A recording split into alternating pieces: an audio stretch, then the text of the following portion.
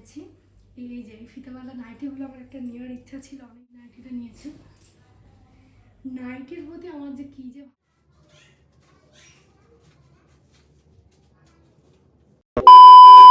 Hello everyone, good morning সবাইকে। কেমন আছো তোমরা সবাই? আশা করি সবাই অনেক ভালো আছো, সুস্থ আছো। আমরাও বেশ ভালো আছি, সুস্থ আছি। আমার নতুন একটা ভিডিওতে তোমাদের সবাইকে ওয়েলকাম জানাচ্ছি। তো আজকে যে ভিডিওটা তোমাদের সঙ্গে শেয়ার করছি এটা হলো 4 তারিখের ভিডিও। ঘুম থেকে উঠেছি তো অনেকক্ষণই আগে, কিন্তু শুয়ে শুয়ে ভিডিও এডিট করছিলাম, লং ভিডিও। তার কারণ সারাদিনে আর টাইম পাবো না, সেই কারণে ঘুম থেকে উঠে আগে বিছানাতে বসে ভিডিও এডিটটা কমপ্লিট করে নিই। তো দেখো এবার লেগে পড়েছি কাজে। আগে বিছানাটাকে সুন্দর করে গুছিয়ে রাখছি, এরপর তো সারাদিন টুকটাক কাজ লেগেই রয়েছে, সেগুলোই তোমাদের সঙ্গে শেয়ার করব। তো সবার আগে আমার কাছে বিছানা গোছানো, তারপর যা হবে হবে। একা থাকি, অনেকে ভাবে যে কোনো কাজ করতে হয় না, বা কাজের ভয়ে হয়তো শ্বশুর বাড়ি থেকে বাড়ির বউরা আলাদা থাকতে চায়, কিন্তু একা থাকলেও সেই সমস্ত কাজই করতে হয় যেগুলো একসঙ্গে থাকলে করতে হতো। হয়তো কি কোনো কাজ করতে মন চাইছে না, সেটা আজকে না করলেও চলে যায়, কিন্তু বাদ বাকি সমস্ত কাজ কিন্তু একা সংসারেও করতে হয়। রান্না করা, বাসন মাজা, ঘর ঝাড় দেওয়া, ঘর মোছা, এগুলো কিন্তু সমস্তটাই করতে হয়। আজকে ভাবলাম এই ভিডিওটায় তোমাদের বেশ কিছু প্রশ্নের উত্তর দিই।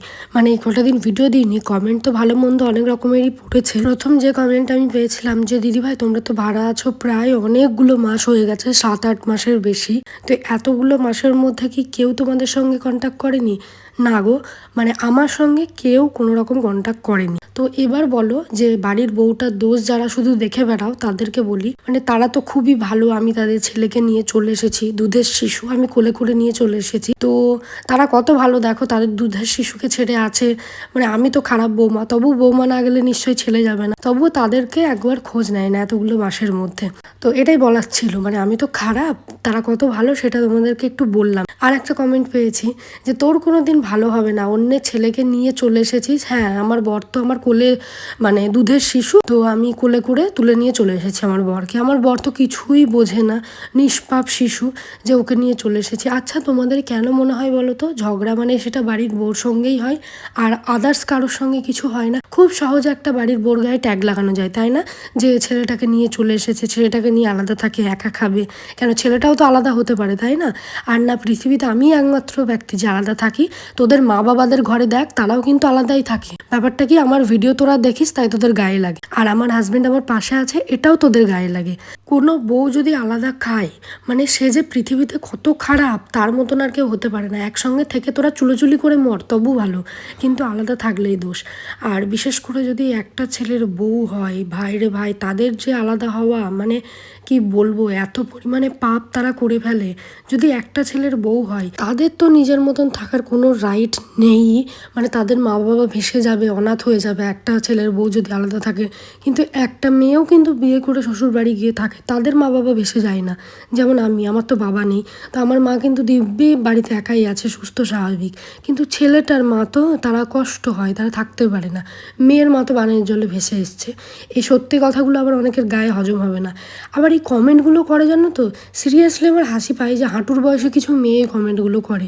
মানে মনে হয় ওরা কত বছর না সংসার করেছে। তো কি আর বলবো, এই নির্লজ্জ বেহায়াগুলো এরকমই থেকে যাবে। যাই হোক, দেখো সকালের কাজকর্ম ছিল, ঘরটর ঝাড় দেওয়া হয়ে গেছে, চাটা করে খেয়েছিলাম। আর আজকে না রান্নাবান্নার কোনো চাপ নেই, ছোট্ট একটা বাটিতে করে ভাত বসিয়েছি। এই যে দেখতে পাচ্ছ, দুবারের মতন চাল এই তো আমি নিয়ে নিয়েছি। আর আজকে কিন্তু তরকারি কিছু রান্না করব না, কারণ কালকের মাটন মা পাঠিয়েছিল সেটা আছে, তো ওটা একটু ভালো করে গরম করে কষিয়ে নেব। আর রয়েছে আগের দিনের টক ডাল, যেটা ফ্রিজে আছে। আমি ভাবছি এটা দিয়ে সকালটা খাবো, আর দুপুরে একটু মাংস রাখবো, আর তার সঙ্গে দই আছে, তো ওটা দিয়ে দুপুরটা কাজ চালিয়ে নেব। জাস্ট ভাতটা রান্না করলেই হয়ে যাবে। তো দেখো ভাতটা রান্না করে আমার যে বিছানার চাদরটা আরেকটা ছিল, মানে গায়ে দিই যেটা, তো ওটাও কেচে দিয়েছিলাম। আর তারপরে এই যে দেখো রান্নাবান্না কমপ্লিট করার পর এখন ঘরটাকে সুন্দর করে মুছে নিচ্ছি। তো ঘর আমি প্রায় প্রত্যেক দিনই মুছি, যদি কোনো একদিন কাজের চাপ থাকে সেদিনটা কেবল মিস হয়ে যায়। তার কারণ অতটাও অসুবিধা হয় না, যেহেতু ঘর অতটা নোংরা হয় না, ছোটো বাচ্চা কাচ্চা তো নেই, সেই কারণেই কোনো একদিন হয়তো মিস হয়, কিন্তু প্রায় চেষ্টা করি প্রত্যেক দিনই মোছার। তোমরা অনেকেই বলছো মাসিমাকে বা কাকিমাকে তো দেখছি না, কাকিমা কোথায়? তো মা আছে কিন্তু বাড়িতে, আমি অনেক দিন থেকে এখানে একাই আছি, তাও প্রায় 15 দিনের ওপর হয়ে যাবে। মাঝখানে একটা দিন গিয়ে বাড়িতে ছিলাম, তো এখন একাই আছি, মা এখন আর আসবে না। আমি আবারও কিছুদিন পর বাড়ি যাব। বছরের শেষে যে গাজন উৎসব হয় আমাদের গ্রামে খুব বড় করে হয়, তো তখন যাব। তখন মা আমার সঙ্গে আসবে, কটা দিন থাকবে। মা অনেক দিন হয়ে গেল আসেনি, মানে তোমাদের দাদুভাই যাওয়ার পর একবারই এসেছিল, কটা দিন মতন ছিল, এক সপ্তাহ না, তারপরে চলে গেছিলো। সেই থেকে মোটামুটি আমি একাই ধরো আছি। যাই হোক, তো এই যে দেখো তোমাদের সঙ্গে কথা বলতে বলতে কিন্তু আমার ঘর মোছা কমপ্লিট। যত বড় বাড়ি হবে তত কিন্তু মোছার কষ্ট। এই যে দেখো ঘর বারান্দা সমস্তটা মুছে নিই, ওই দিকটা একদম পুরো ওই গেট থেকে সমস্তটাই আমি মুছে আসি। আর এটা কিন্তু আমাদের একটা কমন, মানে উপরে যে থাকে সেও ওই দিকটা ইউজ করে যায় আর আমিও আসি। তো এই একই বাড়িতে হলে মানে এটা একটু প্রবলেম হয়, গেট খোলা না খোলার। সেপারেশন হলে এই গেট খোলা না খোলাটার কোনো প্রবলেম হয় না। যাই হোক, তো এই যে দেখো আমার ঘরটার মোছা কমপ্লিট। আর ওই যে দেখো রান্না টান্না করেও রাখা রয়েছে। তো ঘরটার মুছে পুজো টুজো দিয়ে স্নান করে তারপরে, আর আজকে যেহেতু রান্না বান্না তেমন ছিল না, তাই আজকে আমার কাজবাজ মোটামুটি 11টার মধ্যে কমপ্লিট হয়ে গেছে। আমি একা থাকলেও কিন্তু 2-3টে তরকারি আমাকে করতে হয়, ডালের সঙ্গে 2টো ভাজা করতে হয়, যদি মাছ মাংস করি তার সঙ্গে একটা ভাজা করতে হয়, কারণ আমার একটা তরকারি দিয়ে খাবার খেতে ইচ্ছা হয় না। খাই অল্প, কিন্তু আমার খেতে ইচ্ছা হয় না, কেন জানি না। মানে একা থাকি বলে যে আলু সিদ্ধ দিয়ে কাজ চলে যায় ব্যাপারটা কিন্তু এমন না। রান্নাবান্না আমাকে ভালোই করতে হয়। আর তারপরে যতক্ষণ না রান্নাঘর পরিষ্কার করছি ততক্ষণও শান্তি হয় না। তো যাই হোক, এই যে দেখো এদিকে আমার টুকটুক করে ঘরটার মোছা সব কমপ্লিট হয়ে গেছে। আর প্রচণ্ডই কিন্তু বাইরে রোদ গরম পড়ে গেছে, বেশ ভালো গরম পড়েছে। আগের বারের থেকে আমার মনে হচ্ছে বেশি গরম পড়বে। সেই যেবার আমার বিয়ে হয়েছিল সেইবার যেমন অতিরিক্ত গরম ছিল, আমার মনে হচ্ছে সেই রকমেরই গরম পড়বে। তো আগের বার এসি নিয়েছিলাম, কিন্তু আগের বার আমার অতটাও গরম লাগেনি, কিন্তু এইবার চৈত্র মাসে এত গরম পড়ছে। এখন তো বৈশাখ জ্যৈষ্ঠ বাকি রয়েছে, জানি না কি হবে। আগে আমার কাজবাজ কমপ্লিট করতে অনেকটাই বেলা চলে যেত, এখন কিন্তু আমি তুলনামূলক অনেকটা আগে কাজবাজ সব গুছিয়ে নিই। আর সকাল সকাল কাজ কমপ্লিট হয়ে গেলে দুপুরের দিকটা বসে বসে ভিডিও এডিট করি। তো দেখো বিকেলবেলা গিয়েছিলাম হচ্ছে টাকা তুলতে, ভাড়া দেবো, বাড়ি ভাড়া।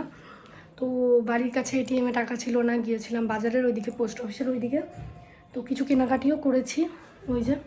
তো কী কী কিনলাম না কিনলাম সেগুলো তোমাদের সঙ্গে চলো শেয়ার করি। রোদে বেরিয়ে দেখো আমার কিন্তু বেরিয়েছি 6টায়, আর এখান থেকে মানে বাড়ি আসছে 8টার বেশি বাজে। তো যাই হোক, তো তার মধ্যে আবার একটা জিনিস আমাকে চেঞ্জও করতে হবে। তো কী কী কিনেছে চলো তোমাদেরকে দেখিয়ে দিই। তো চলো তোমাদেরকে দেখাই কী কী এনেছি।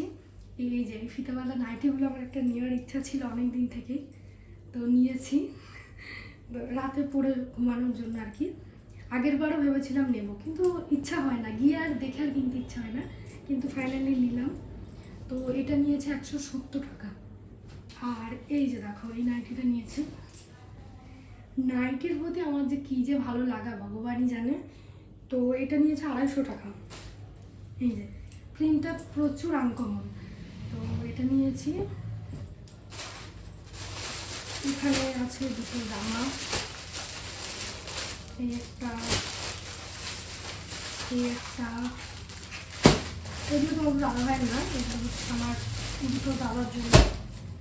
আর তোমাদের দাদাভাইয়ের জন্য নিয়েছি হচ্ছে এই যে 2টো গেঞ্জি, বাড়ি এসে পরতে পারবে গরমের টাইমে, কিছুদিনের মধ্যেই তো আসবে সেই জন্য।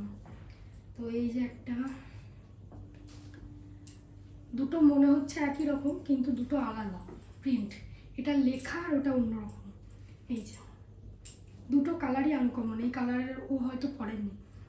তো এই যে এই 2টো তোমাদের দাদাভাইয়ের জন্য। তো এই 2টো আমি নিয়েছি ওর জন্য। আর এই যে এগুলো নিয়েছি আর এগুলো নিয়েছি, এগুলোই আপাতত কিনে আনলাম। তো ওই জিনিসগুলো কেমন হয়েছে কমেন্ট করবে। এখানে থাকলে আমার এত পরিমাণে কেনাকাটি হয়, তোমাদেরকে কি আর বলবো। যখন যেটা মন হয় বাড়ির কাছে তো গিয়ে বাজার থেকে কিনে নিয়ে চলে আসি। আর এই যে দেখো মাসের 4 তারিখ হয়ে গেছে, বাড়ি ভাড়া দিতে হবে। আমি চেষ্টা করি 1 তারিখে দিয়ে দেওয়ার, কিন্তু বাড়িওয়ালা তো আমাদের সবসময় থাকে না। উনি 1 তারিখে ছিল না, কালকেই এসেছে। তো কালকে আর তুলতে যাইনি, আজকেই তুলে আনলাম। চলো এবার উপরে গিয়ে দিয়ে আসি। আর আজকের মতন ভিডিওটা এই পর্যন্তই রাখছি। টাটা সবাইকে, খুব তাড়াতাড়ি তোমাদের সঙ্গে দেখা হবে অন্য একটি ভিডিওতে।